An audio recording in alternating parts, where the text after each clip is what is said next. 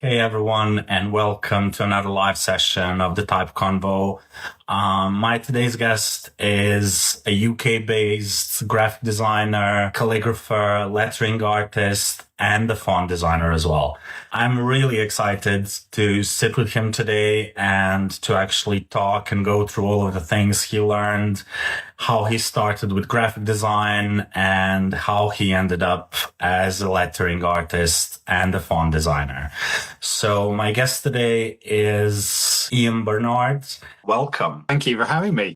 Yeah, it's a pleasure, definitely. Like, I've been following you for a really, really long time, and it's so good to finally meet you like this. You too. Well done with all you're doing on your channel. These conversations you're having with lettering artists are brilliant, really helpful. Thank you. Continue doing what you're doing. The best. Thank you so much. Thank you. That means a lot. So a couple of quick questions for a start. What's the most embarrassing thing your kids did to you in public? I think it's more right. I embarrass myself more often than my kids embarrass me.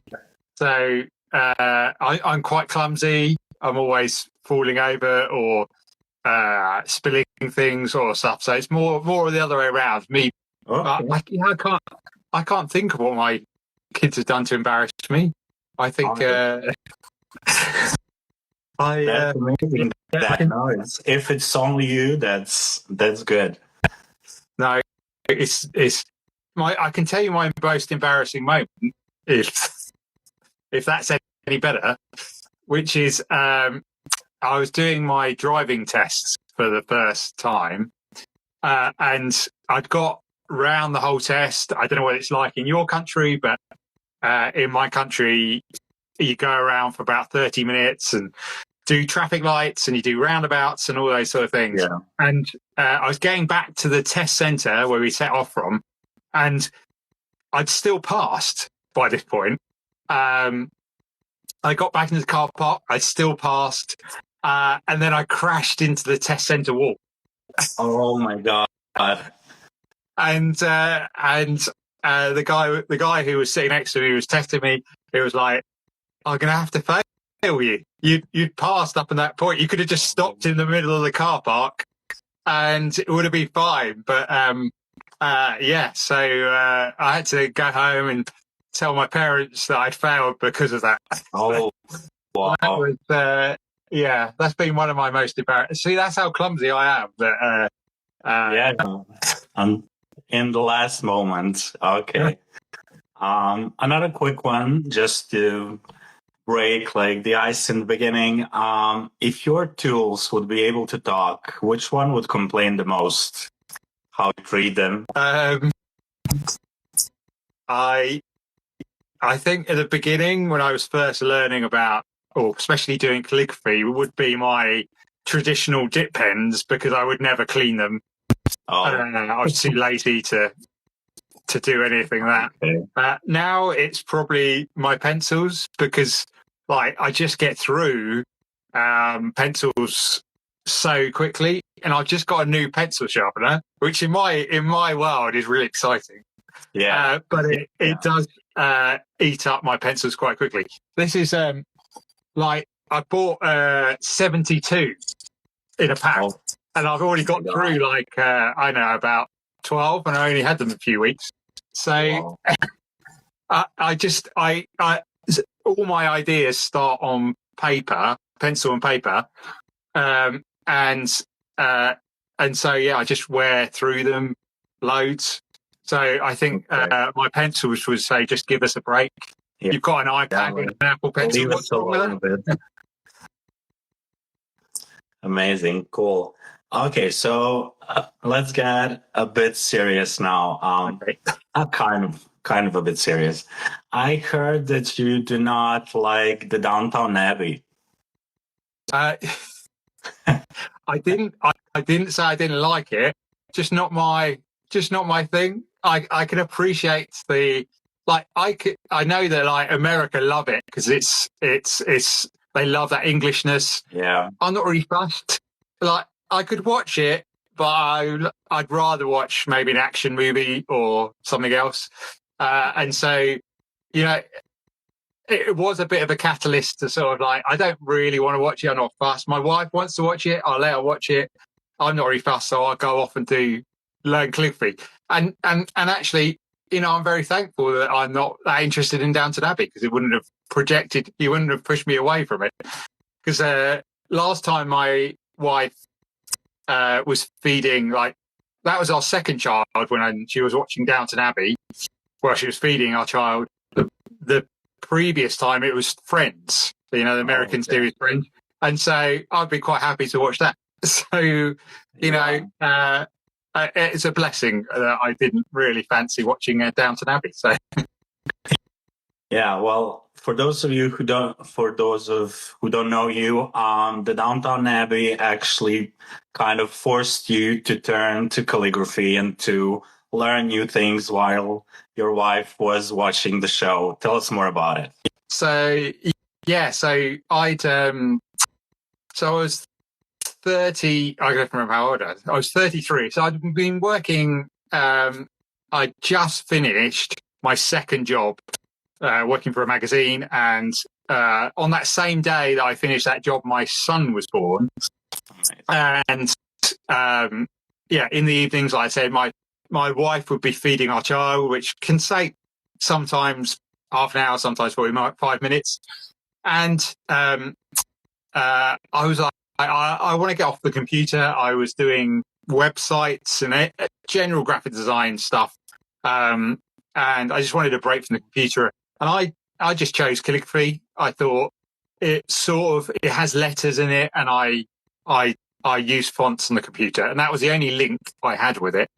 I don't have beautiful handwriting. I still don't have beautiful handwriting, because there wasn't that, like, you know, it was a natural thing for me to do. But I just decided I'd get a Dummies guide, because this was, you know, like YouTube was in its infancy and stuff like that. And so there wasn't many resources online. So I got a Dummies guide, and I just went through that, and I was like, oh, I really enjoy this. This is really good. I got obsessed. I would go every day, drawing whatever letter that was that I was focusing on. And then once I'd finished that book, I then decided that I really love formal script. And so I bought a book that was like mastering that style. And I just keep doing it. If we'd been out for dinner one night, I'd come home and I wouldn't go to bed. I'd still do that letter that I was needed to practice that day. And so I got really obsessive. But the thing about calligraphy is that it's hard to notice that you're getting better, because it does take a while. And so I was using Instagram to catalogue how well I was doing, so I could look back and see if I was improving. And people loved me sharing the process. I would do photos, and I started doing videos, which you all know videos engagement is really good. So me doing videos of me writing, and people, you know, loved that sort of craft. It was at a time where all crafts were sort of having a comeback. So whether that's like, do you know of the Great British Bake Off? Have you heard of that? So programs like that, but cooking, sewing, pottery, woodwork, all these things, it's suddenly, because of the rise of social media, they were sort of coming back into sort of people were taking more interest in them. So I feel that I was very blessed at the time I was doing it, because there wasn't many people doing what I was doing. There was a handful of people that are sort of well known, but I feel that it wasn't crowded, that calligraphy and lettering space at that time. And so I started to get work from it, which was really cool. And I just fell in love with anything to do with type. At the beginning, it was like vintage type. I quite liked retro stuff. But I was just experimenting, posting, and it was just that love for anything to do with letters, really, that really just projected me into this world. And ultimately, a few years down the line, became the only thing I really took on, you know. So it was great. Yeah, it's a good story. A bit different than the previous guests I had, but it's a good story, definitely. If I may ask, how much time did it take from when you actually started exercising to when you got your first calligraphy job? So I'd done a year of it, and I thought, well, maybe I can use because once I'd learned calligraphy. So say 6 months down the line, I'd learned the basic of how to draw each letter, and it was a case of just I'd learned how to, one of the fundamental things about formal script is about how, and I suppose with brush script as well, but is how to go from thick to thin, that transition, the more control you have over it, the more elegant the letters look. So that took me about 6 months to, get my muscle memory, my head and my hand talking, getting the letters looking half decent. They weren't perfect, but I got to a point where they actually, and I started to get compliments, which is just such a good, when people admire you, like you write a birthday card and people are like, oh, they wouldn't get rid of the envelopes because they loved seeing their name written like that. And so that was really helpful for me because it just helped me to carry it. But, so I got to a point where I was sort of okay, doing it. And then I started to what other parts of lettering do I like? And so, hand lettering started to become part of what I was doing. Drawing letters or drawing script rather than using the actual pen. And so about a year's time, I had a job for a church who wanted me to do their Christmas carol concert and stuff that was going over that period, that festive period. And I'd done it in the past, but I just used fonts. And I said, I won't charge you any more, but can I do it hand lettered, the whole thing? And this was before the iPad Pro. So this my process.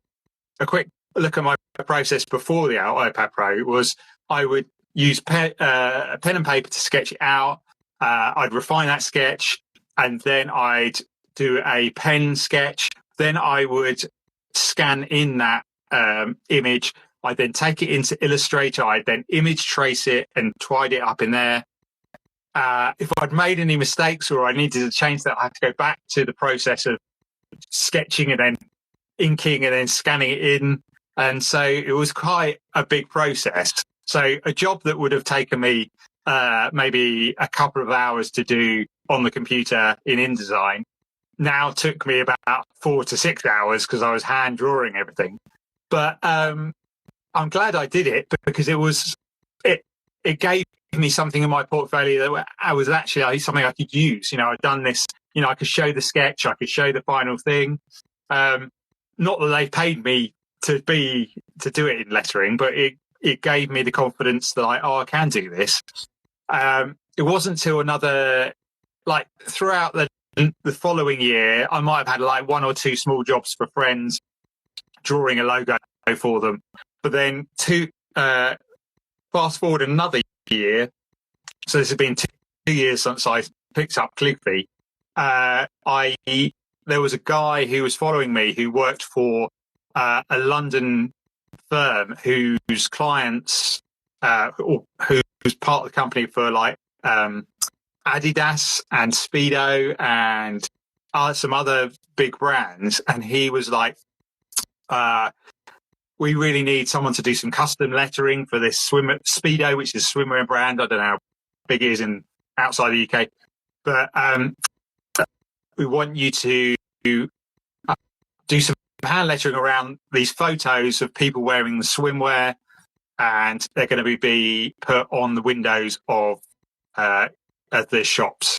So there'll be a picture of the people and a picture of my hand lettering. So that was my first. Oh, actually, no, hang on. That was one of my first ones. And there was another guy from, have you heard of the Salvation Army? Yes. It's, yes. There was a guy who wanted me to do a hand lettered sort of poster and also some T-shirts for them. And I've still got that in my lounge. It was this piece where it had a word in the middle and then loads of other words around it. So it was my first sort of like multi-style. So I had to there's so many words, but every word was like in slightly different style.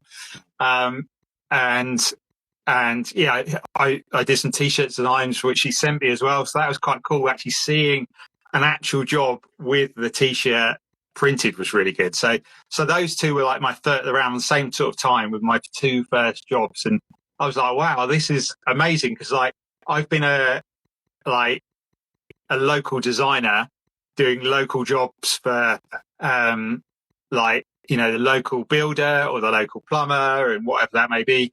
And now I'm here doing stuff for companies that I actually know the name of.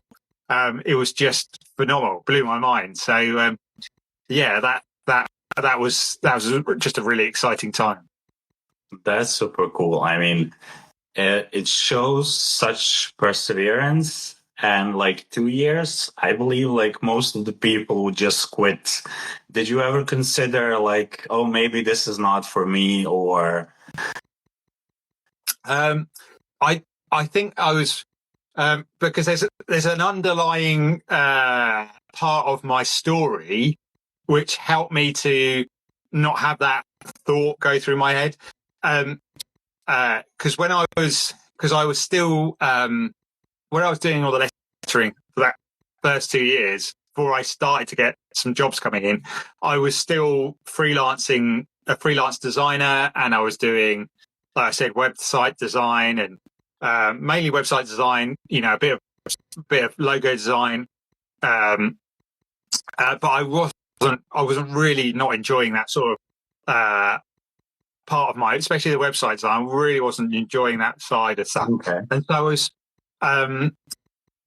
on the side, I was doing a little bit of illustration work, maybe designing some icons, icon packs, and I was selling them on sites like Shutterstock, and I was getting like $10 a month.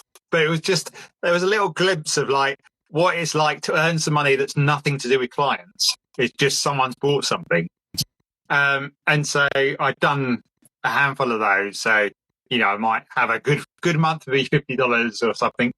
But then a marketplace opened called Creative Market, and there you could set up your own shop and sell whatever digital products you wanted. Whereas the stuff I'd done for Shutterstock, it had to be vetted and they had to check it and I had to make sure it was not, it was going to sell and it was in line. Whereas this, it was I could put whatever I wanted up because it was just started. And so I started doing vintage logos was really big about 10 years ago. And so I was doing in Illustrator, I was making these vintage logos that people could buy and put in their own text. So I'd done the layout. I've maybe done some illustrations to go with it. And that did all right. That started to bring my this sort of side income in about $200 per month. Not enough to live off, but it had gone up a little bit, and I'd got a little bug for this earning money, having a different income coming in, not just solely relying on clients. And so I kept doing that, these logo packs, and then I was looking at on Instagram. The thing about Instagram is I was really consistent when at the beginning. Every day I would post to Instagram, whether it be a picture or whether it be a video, whatever that may be.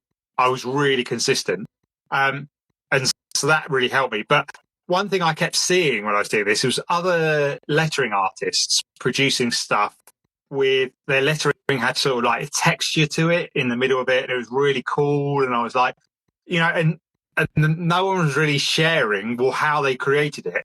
People were asking, but they weren't really sharing. And so I managed to, through multiple tutorials and stuff like that, I found out how they did it. And like started to apply that to my own work. And then people again started asking, how do you do this on my side? And I was like, maybe if I spent a couple of weeks building something, I could produce a product that then can help people, because it wasn't particularly easy trying to do it. That's probably why people weren't sharing how to do it, because it was quite hard. Probably. So I spent 2 weeks getting behind on all my client work, and I produced this one called Texture Press, which was like a Photoshop product where you could use smart objects, which means is like a Photoshop file in a Photoshop file, and you could place your lettering in it, and it would automatically apply these cool vintage textures to your lettering. So I'd made this product, didn't know if anyone would buy it. I did manage to get like a couple of well-known lettering artists to sort of have a go, add a quote to it, so it had a bit of social proof that it would be all right. And then, then I posted it and said, this is for sale. If anyone's interested to buy it. And that week I released it. It went to number 1 on the whole of the Creative Market store. Wow. And it brought in more money that month than my freelance work. And so I was like, that's it. I'm not doing anything else other than anything else other than this, like, sort of side stuff I'm doing, these digital products. This is my bag. So I sort of like didn't take on any more website work, sort of slowly got rid of the clients I had, and I just kept building. Like every 3 to 4 weeks, I'd build something else. So I just sort of on that same style of creating something that helps people to get certain style.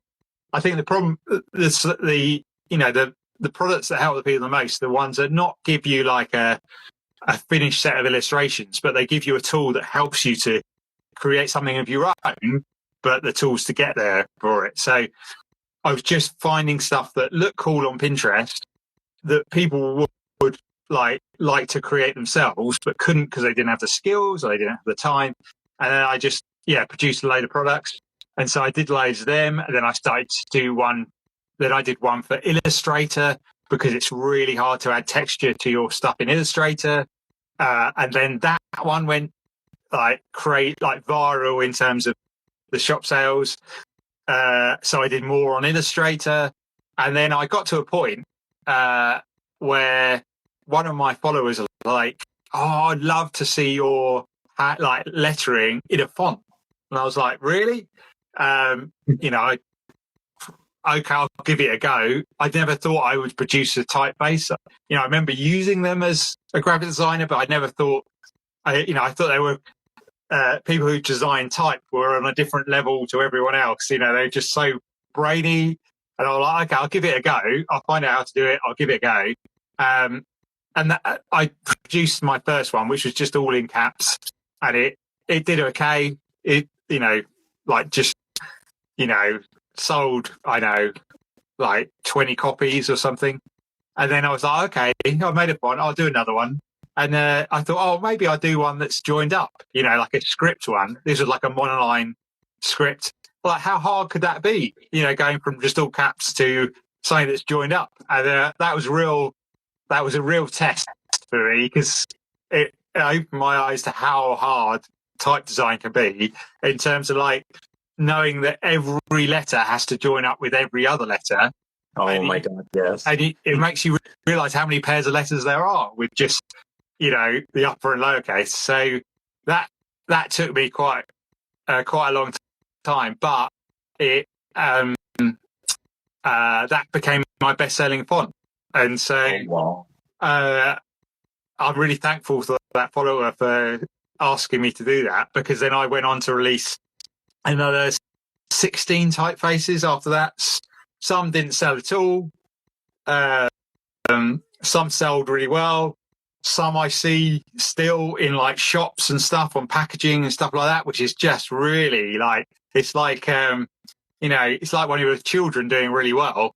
You see it out in the thing, you're just really proud that someone's chosen out of the millions and millions of fonts there are, they've chosen your one. And so, I've just been continuing.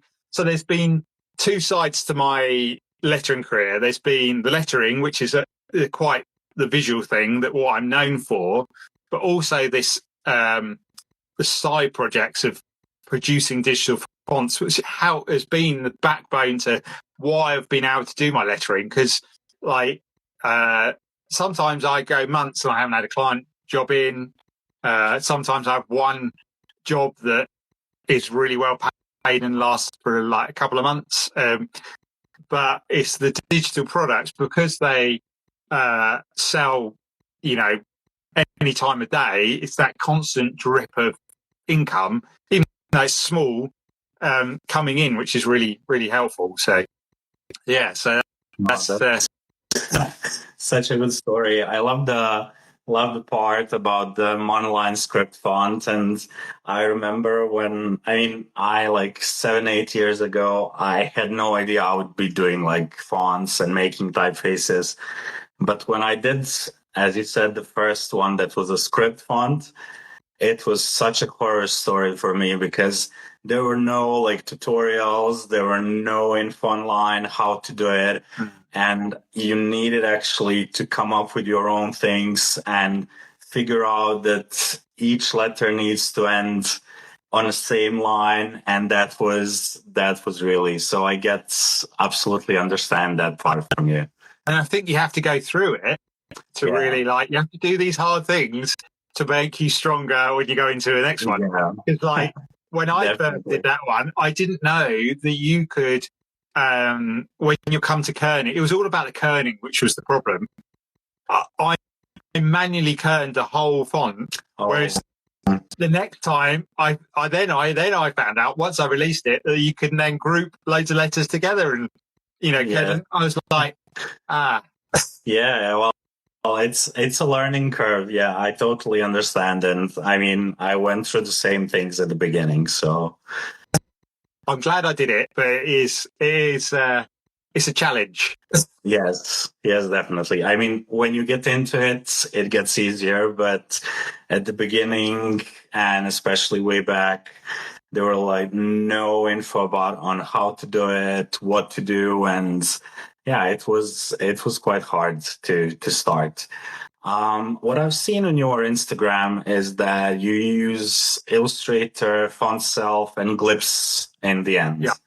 Tell us about the process of creating. How do you create a font? So that at the moment is my process is. So I decide what I'm going to make a font. I suppose the raw materials, whether that's going to be, am I going to make it straight on the computer? If so, that would be straight in Glyphs app. If it's going to be a sans serif font, for instance, that goes straight to Glyphs app, and I'll probably make it there. But if it's anything else, actually, most of my fonts are hand drawn or textured in some way. So whether that's using a certain pen, on some paper and scanning it in, whether like my previous one, which was just I'd found a cool typewriter in a thrift store, charity shop, and I thought that'd be cool. I'll just make that. I know typewriter fonts are slightly about 20 years 20 years ago, but I was like, I just want to make it because it was only £15. So I thought that cool. I'll make a typewriter font. So that was again typing it out, scanning it in, image tracing it in Illustrator. That's the main reason I use Illustrator. I'm hoping one day that Affinity, because I use that a lot now, has image trace, because it's the only reason at the moment I jump into Illustrator. So and also for Font Self as well. So Font Self, if you don't know, is an application for making fonts, but it's a panel within inside Illustrator, so it's an extension. I haven't built a whole font in it. I image trace the stuff in Illustrator, drag it into Font Self. It creates a font really quickly, and it can do some fairly good automatic kerning. And then I export it into Glyphs app so I can then tweak it and do all the finite things, adding other characters. I think that's because I'm so well. I've learned so much in Glyphs apps and what you do in that I find that I'm better there, and that Illustrator font self is just like a springboard to get it roughly there to edit it in Glyphs app. But I did have a problem the other day where some of my letters were disappearing and there was some glitch between font self and Glyphs app, and I went forward back. Luckily, the people on the Glyphs app forum are very knowledgeable, and they can help me out. So that's really good. Yeah, they are really great, and the forum is really good. They reply right away, so that's really handy. Yeah. But one of my fonts was, I did some lettering of some song lyrics that I just posted to Instagram, and I was looking at it and I thought, this is a bit of a waste, because it was a big sheet of paper I'd painted all these letters on, and I was like, why don't I scan it in and make it into a font? And I turned it to font. Obviously, I had to draw some of the letters that were missing, but that font I found in Starbucks one day. Oh, wow! Like just on, like, this is not like, it's in Starbucks, but it was just on, like, I know, their bacon sandwich. Wow. Just on some of their things, just a label. And so that was, that's really cool, just seeing that. And so actually, the font I see the most is actually one I gave away for free. Like when I first got my iPad, I was like, I'll just do it. I was giving away stuff for free on one of my websites. I was just creating stuff and giving it away for free because it's a good way to get traffic. And I quickly created this font using Procreate and putting it, and then through my usual process. And it only took me like a day, start to finish. So it's really simple. But it's been used on multiple book covers. It's been in one of the biggest supermarkets in the UK on all their alternative milk cartons, and it's like I've seen it so many places. I'm just like, they obviously, I don't know whether it's because it's free or whether they actually like it. I don't know what the Witcher well, you never know. No, but it's a great thing to sort of have as, like, I can take a photo and I can publicize it. Yeah, something. Some content I can share. Work somewhere. Yeah. Another thing that you do is actually like showing your work and how you actually do things. You mentioned that before. Teaching people on how to do things on their own. Do you find that part of your job more like appealing to you than creating digital goods or client work? Where do you find yourself the most? I think with me, and I think it comes off in if you look through my feed, is that there's not one thing I love like above the else. I like teaching because I'm quite a good problem solver of working out how you do things in certain apps. And so I like sharing those things that I find. I like creating, new stuff. But then I like doing some client work as well. I find that really interesting. Bit of transparency. I haven't had much client work this year. It's been really quiet. So I'm very blessed that I have my other streams of income when things are quieter. I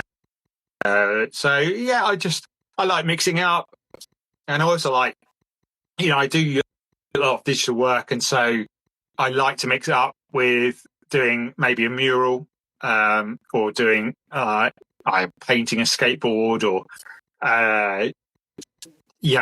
using something random to letter with, or like I've done in the past, like a Rubik's Cube board of 100 Rubik's Cubes and making a letter from that.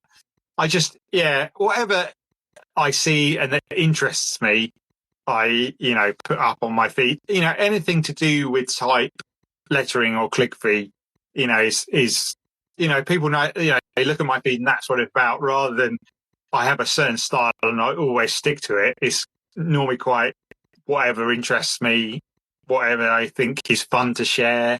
So that's I think I think that's just what my personality and my brain works. It's just I can't focus on one thing. It has to be. I have to. This time, it's interesting me to make a font, but then it might be to I know do some digital lettering on my iPad, whatever that may be.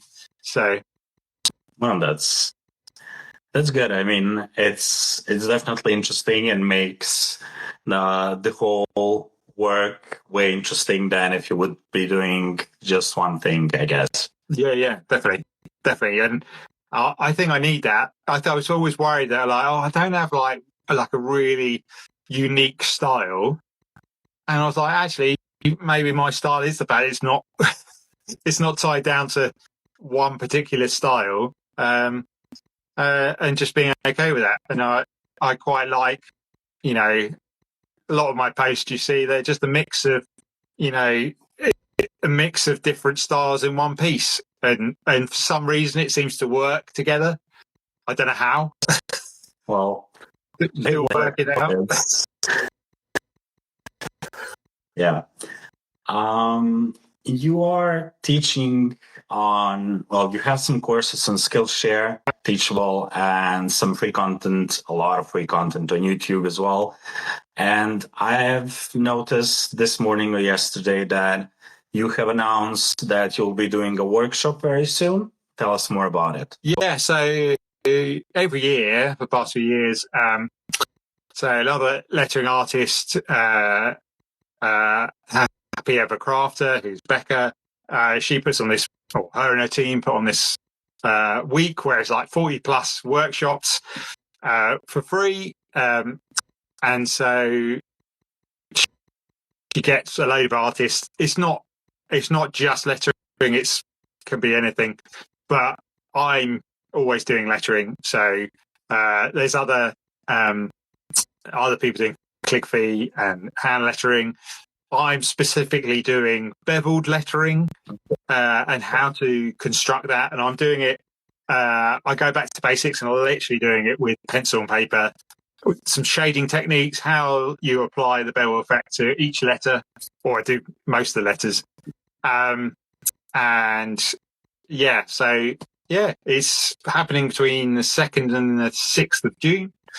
So, and there's a link in my bio if you want to, you want to sign up. Sign up for free. The only paid for bit is if you want to see the workshops after that date. You can buy, access to every single workshop at the end of it. So it'd be good to see anyone who wants to learn from a load of really, really talented artists. Something I've over my time as a lettering artist, I find that I've always got better if I've learned a different skill. So I don't always do just lettering workshops, and in terms of me learning, it might be like doing illustration workshops, or it's like learning how to do watercolor or something like that, just so that you might pick up tips that can help in the stuff that I do. So that's something I've really appreciated. Stuff like Skillshare, stuff like Domestika and stuff like that. Just learning from other artists because they have so much, and it might be only one little piece of information, but it can really help transform my process and just help. It might be something that really simple, but can really help me in something that I thought I was okay in, but I might be stuck or need to push on a level. So, yeah. Okay, so there's a link in your bio and everyone can join. So you guys know where to go after we finish. Yeah. We had a question here on Instagram. I know it, but for the people who are watching that don't know, before lettering, what did you do? So going right back, I left school at 16 and went off to college and did like a multimedia course. So that included, graphic design was part of it, but photography, radio, video, technical drawing, some other bits I can't remember. But it was really practical, and there was just lots of different things to try. And when I got to the end of that 2 years, I realized that actually graphic design was the thing that I was probably best at out of all of those topics. And so then I went off and did 2 years of graphic design and illustration, which was a little bit of a waste of my time because it was like two old guys trying to teach us how to use the applications, and they didn't really know. A lot of it was like life drawing, and it wasn't really what I thought it was going to be, and I should have just got off and maybe tried to get a job then. But after that, because at the end of that, I went and got an interview not too far away from my house at a design agency, but part of the remit was that you had to know how to use Adobe Illustrator. And the day before my interview, the day before I started, my friend sat me down and taught me how to use Illustrator, which they should have done on this course. And then I used it the first day I got there. So I'm very thankful to my mate who sat me down and taught me. But I wish that I'd learnt the course has taught me that before I'd started. But because the thing is, back then, it was all about experience, and I had no experience of any job. So I'm very thankful that they took me on.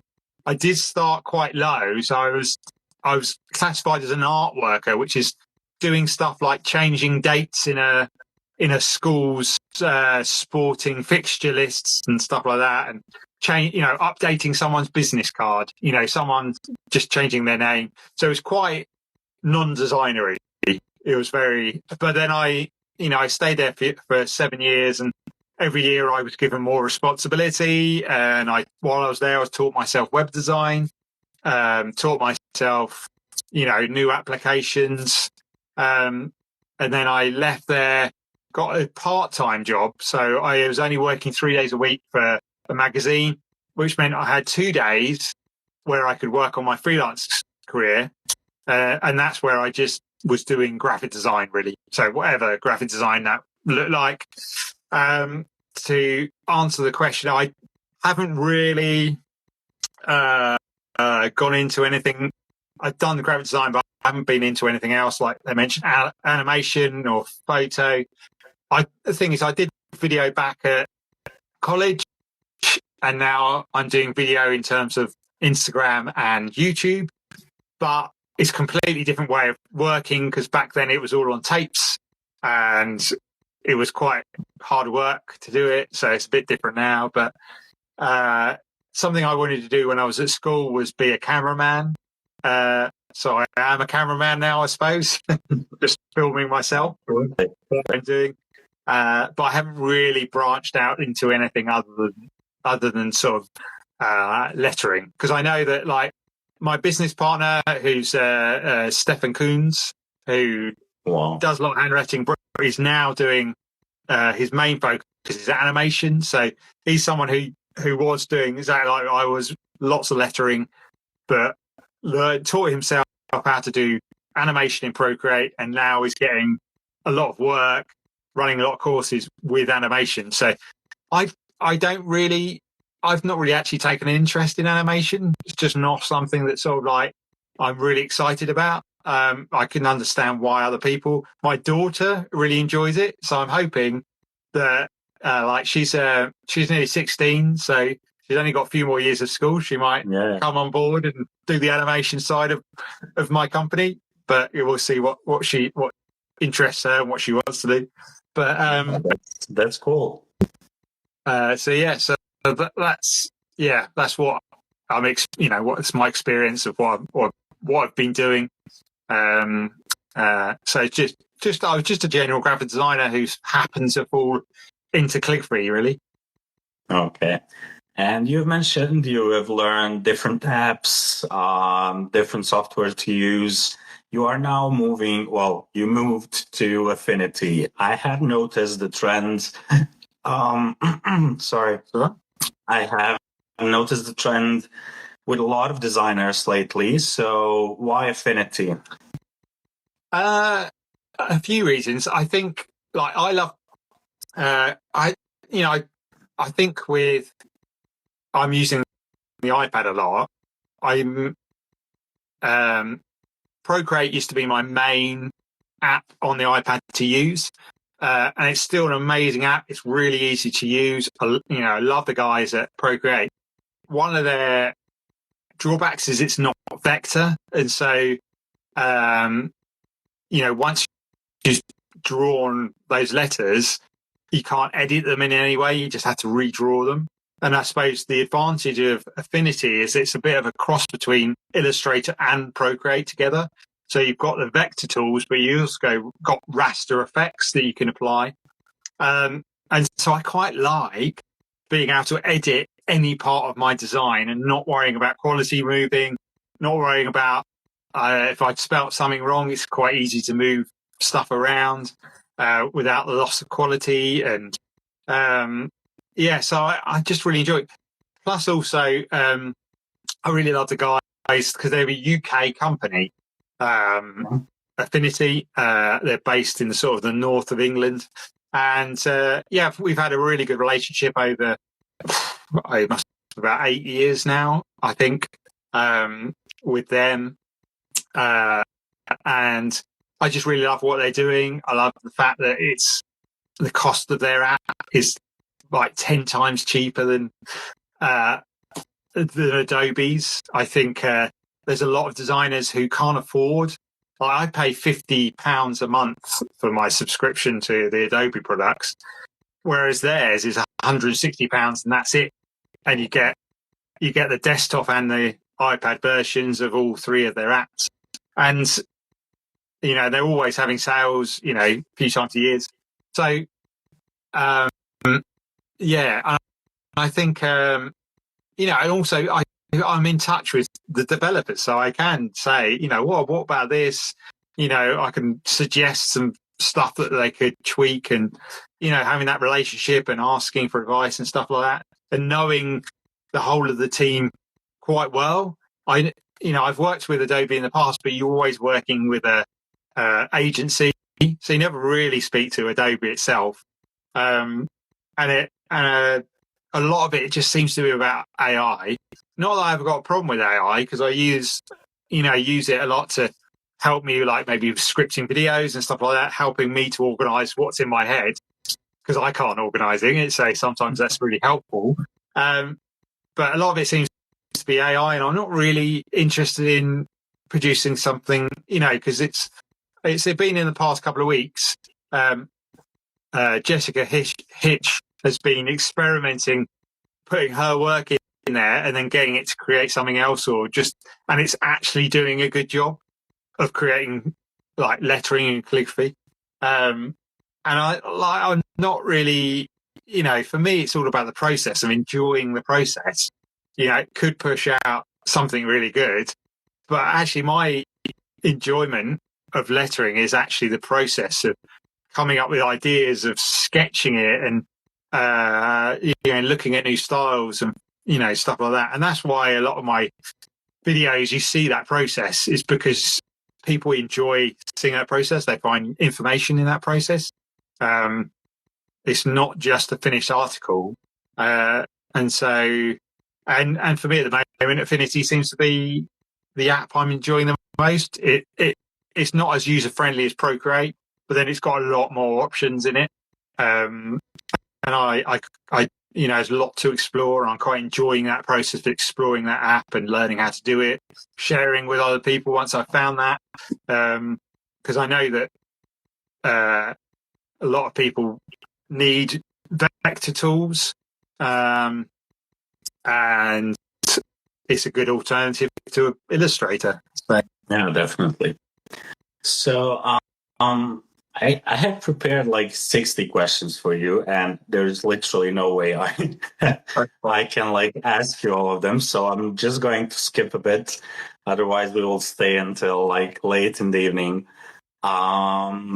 Who is Ian behind the camera? Who is Ian when he's with his kids and with his wife. Tell us a bit more about that.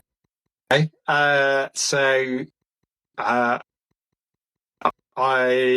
Because my kids are fairly young, they're like 12 and 15. I help coach my son's football team / soccer team. So that's like Tuesday evenings and Sunday mornings doing that.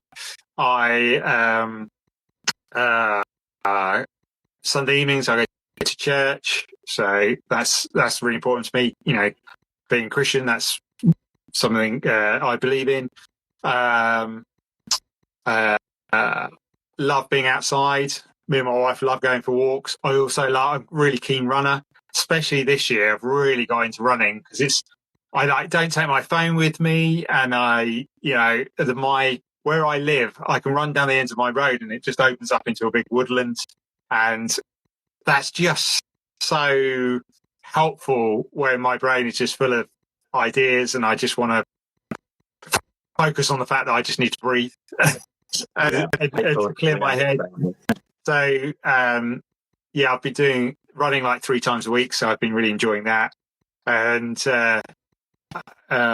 what else do we do? I'm really enjoying the fact that my kids love art. They love being creative. I've never pushed on them my love for lettering. They know they sometimes ask for advice. That is not very. But like, my daughter puts the weight on serif letters on the right side, the correct side, which is something I'm really proud of. Okay. But they just love doing art, whether it's drawing. Like my son loves drawing SpongeBob SquarePants at the moment, and he's doing a really good job. They're really good at just sort of creating and looking at YouTube tutorials and following those along and just getting better and better. Like, improving. They don't just do it and go, "That looks rubbish. I'm not going to do that again." And I just enjoy, because I know that I've only got my kids for 20 years. They're going to be my world. And then they're going to start, thinking about their future and stuff like that, and have their own friends and stuff like that. And so I enjoy just doing stuff with them. Over when we had lockdown and COVID, I learned how to do the Rubik's Cube. I taught my son and daughter how to do the Rubik's Cube. Now my son has taken it to another level, and he's doing it in like 30 seconds, and he's trying to get quicker and quicker. And he's I'm thinking about going to a competition and doing it. Like, fine, if that's what you want to do. It's lovely seeing them fly, because I wish I'd started calligraphy when I was their age. Because what it is when you're young, you can just pick things up really quickly. And like my daughter's ability to write script now is really good, even though she's not had any formal training.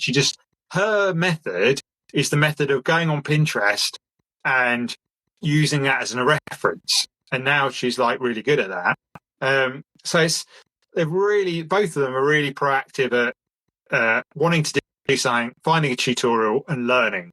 And I don't know that it's something we've ever really taught them, but they just naturally do that. And so I'm just enjoying seeing what they do, being part of that. We all love food, so that's a really big thing.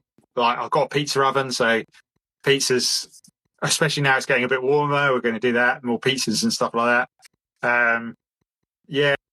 We love being at the beach and anything to do with water, and so it's running is probably the thing that I do consistently every week, but and football and stuff like that. But we love holidaying where there's loads of activities to do.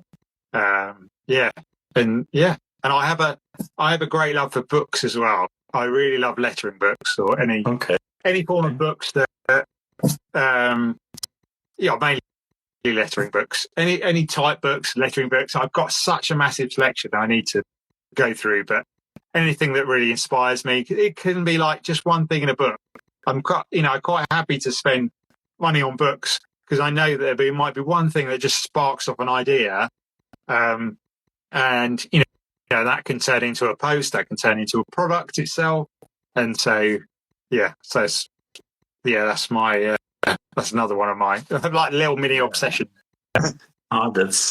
Your life behind the camera sounds more interesting than the one in front of the camera. So that's amazing. It's good to have that balance of like, the thing is like I want to be truthful, is that there are days where I'm like, I don't want to see another letter. There's times where, maybe you're trying to come up with ideas, you're trying to come up with an idea for a post and it's not coming, and you're just like, I don't, because the thing is with the creative brain, it doesn't stop at like 5 o'clock and you go into the house, it's still whirring away in the background.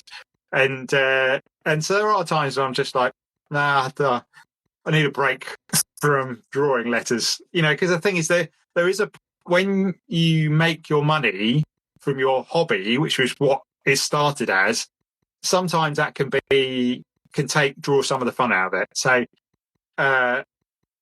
it's just sometimes where you just think, oh, I wish I didn't have to come up with an idea today. I just want it. I want someone to tell me what to do, and I will do it, rather than me thinking like sitting around like, need to draw some letters that I haven't done a million times before. What can I come up with? So it's not. Yeah, it can be hard, but it's a blessing. I don't want being able to do what I'm doing. Loads of people would really want to do, but there are days when it's just not. Yeah, it's not coming. There's always not coming. Days. No, you must find it with your I need to come up with a typeface. And then you look for inspiration. You realise there's so many typefaces out there. Like, what can I come up with? This is original. This new. It's hard.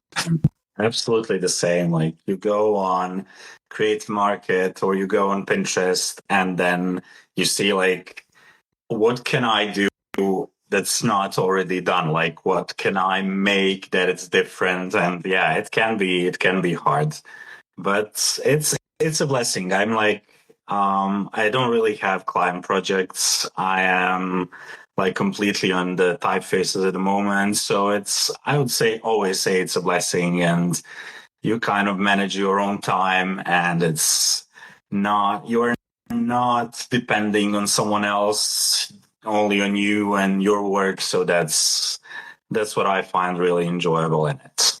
Yeah, is 99% of the time it's brilliant.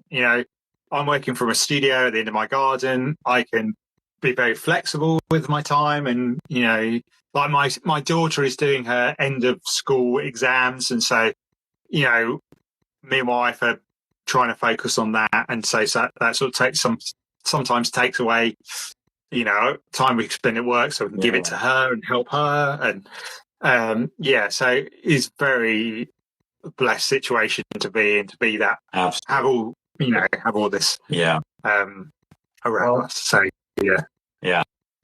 I have one more question for the end. It's more than an hour. Oh, really? And I don't want to quickly. It's like already 9 o'clock here in Spain. I don't want to keep you any longer. I know you have a lot of work and family time and everything. Just one more question for today. If there's just one advice that you could give to people, whether it's work or personal, what would it be? I think like something that I come across quite often is people looking at my lettering and say, I can't do that. I'll never be able to do that.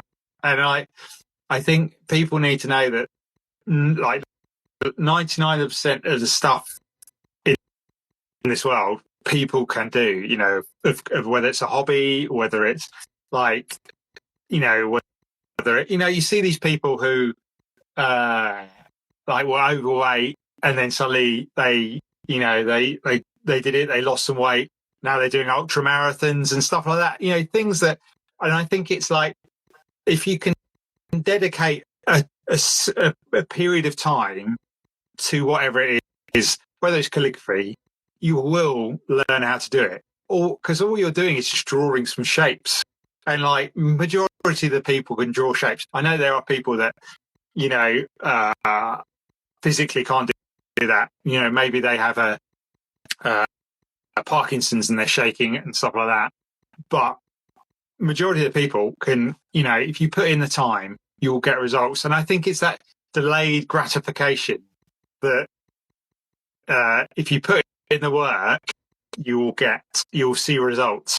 And I think for me, it was like, yeah, that's 6 months, which sounds a long time for people, that you will, you know, if you practice every day, you will see results. In 6 months, you'll be completely transformed in terms of what you've decided to do, whether that's, you know, you need to lose weight, or whether that's, you know, you want to, you know, run a 5K or a 10K, you know, race and stuff like that. And I think patience and consistency are two really sought after skills nowadays. And just know that if you're looking at, especially on this, you know, what people, if they're looking at people's work they admire and they're like, I'll never be at that level.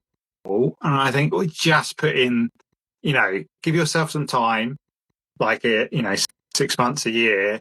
I think what I remember, there's a guy called Chris Spooner who has a website called Spoon Graphics, and he's been going for like 15 odd years, I think. And I remember him saying on a podcast, he says, you give stuff away for like 6 months of like I was doing with fonts, and I was giving away some free vintage logos, and I was giving away patterns and icons and stuff like that.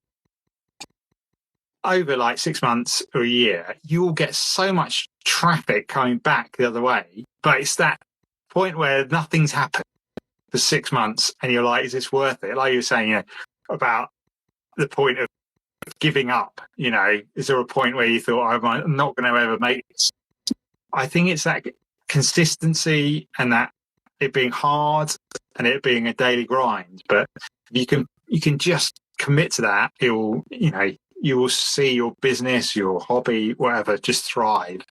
And yeah, and there's so many resources now for whatever you want to do. You know, like, you know, for me, if I want to learn something, most of the time I go to YouTube and I find a tutorial.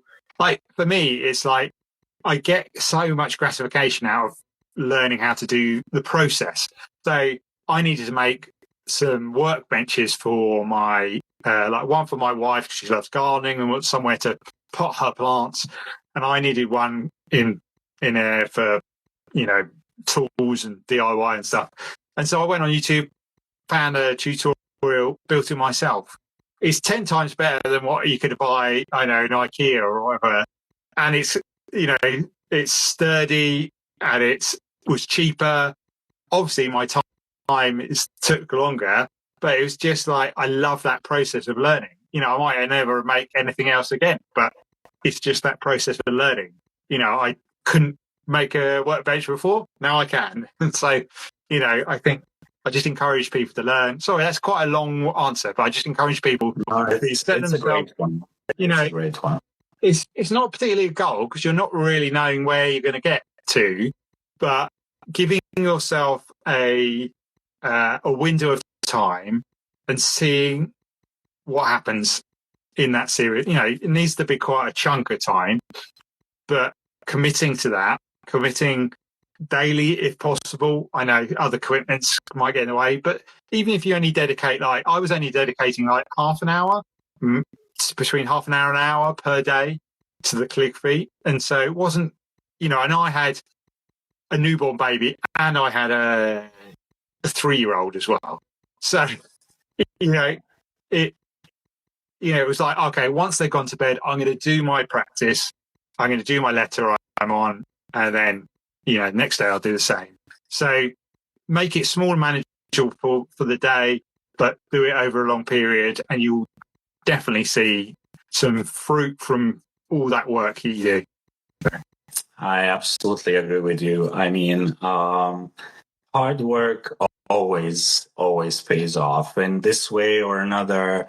Maybe you will not do that thing that you were working on, but it will turn on to something else. So that's a really great advice. Thank you, Ian. Sorry. There's one example in my work, not related to type, but I was at my second job, which was the part-time one, only 3 days a week. But they were like, "Oh, we need a website." They bought this like off-the-shelf Squarespace, but without the design. You can manage it. And they said, "Could you design something for it?" And I was like, "Sure, but I don't know how to do any of this." So I taught myself CSS, which is like the coding language, to style sheets to apply the design to a site. And so I got a book. I learned how to do it, applied it to the site. My boss was happy. But then the company that owned that site, the content management site, got in contact and said, "Oh, love what you've done to the company you work for. Would you mind trying this for other clients that we get on board who need something designed?" So from teaching myself how to do that, applying it to a job I wasn't getting paid for because it was my job anyway, and I was just helping out. And I must have got about 2 or 3 years worth of work out of it. And so it's amazing what self-teaching, learning can do, because, and I know people shouldn't start work for free, but but when it's off your own back, you're saying, "I will do this for free." Like, for instance, when I hand lettered that poster for Christmas, I was offering to do it. They were paying me for a poster, but I offered to do a hand lettered one. I'm sure I got a ton of jobs from just doing that. And yeah. So yeah, I mean, it's absolutely there. The work always pays off, no matter what it is.